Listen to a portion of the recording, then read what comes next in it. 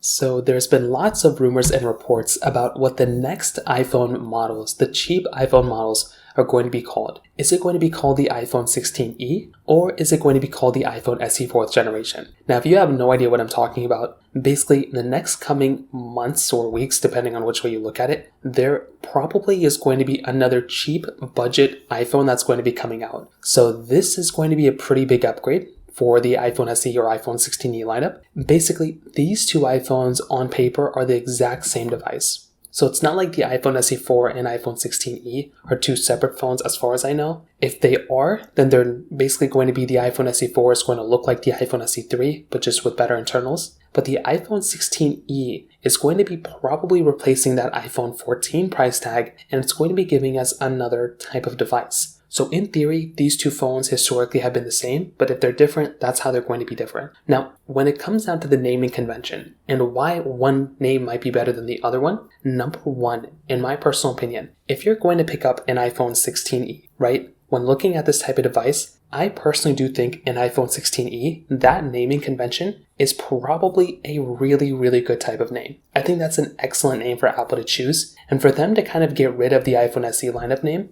I think that's a really good idea. Number one, the main reason why I think it's a good idea is because right now the SE lineup is just notorious of being in this old, cheap, kind of outdated lineup. And I think if Apple's going to go through and make this new device, I think it would make a lot of sense for them to go ahead and change it up and kind of reframe it as this newer type of device name. I think that would be really good, and I think that'd be a really, really nice thing for Apple to do. Also, when you take a look at some of the competition, you take a look at Samsung, they have the Samsung Galaxy S24 FE, the Samsung Galaxy S23 FE. That is kind of their mid-tier phone, and I think that's a really good naming convention. Same thing with Google's. Google Pixel 8a, Google Pixel 7a.